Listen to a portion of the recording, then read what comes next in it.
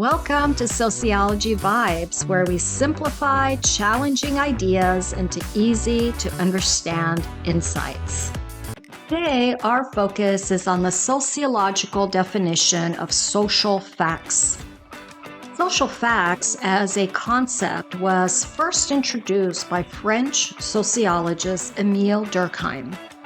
Similarly to physical laws in nature, like gravity, in society, social laws are referred to as social facts.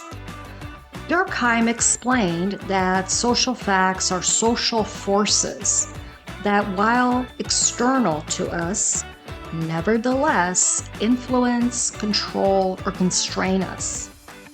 Durkheim demonstrated this by examining suicide rates in 19th century Europe.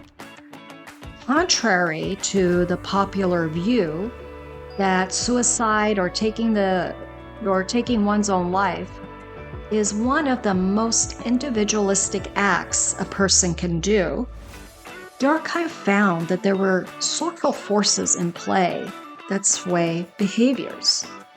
By examining suicide rates, he found that some categories of people were more likely at risk to commit suicide. For example, males are more likely to commit suicide when compared to females, and Protestants are more likely to commit suicide when compared to Catholics. Discovering these differences, Durkheim explained that these patterns could not be explained by individual factors, including personal decisions. And he concluded that social facts related to religion, the social structure or organization of a society, and the social integration or a sense of belonging impact individual behaviors. For instance, due to gender socialization in society, women might be more likely to seek help. The Catholic religion teaches followers to confess their sins to the priest, who acts as an intermediary between them and God. Social facts include the cultural values, norms, beliefs, laws, or any societal forces that push and pull at us to influence how we behave and even think. When first introduced by Durkheim, this idea became a foundation for sociological thinking because it allows us to begin to understand how society works and see people as part of its social structure. Studying social facts expose society's often hidden and invisible sway on our lives, which can be quite a revelation for many of us. For example, you might think of yourself as a procrastinator and beat yourself up over this behavior.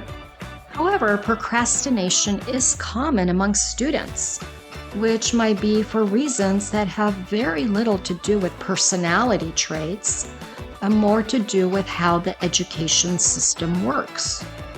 Another example is consumer financial debt.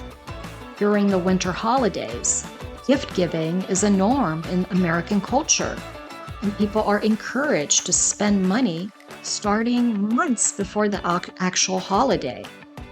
It is therefore no wonder that credit card debt often rises during the holidays and into the new year. Spending is not only the norm, that is a social fact during the holidays. Another social fact is the expectation that people splurge on special holiday foods and treats. Gaining weight, therefore, is not so much about the lack of willpower, but the external social forces that push us into overindulging. So why should we care about social facts? Studying social facts helps us become aware of the social forces that influence not just our behaviors. They also help us understand social trends and other people's behaviors. We realize that the behaviors we might assume are related to individual traits when really they're collective acts.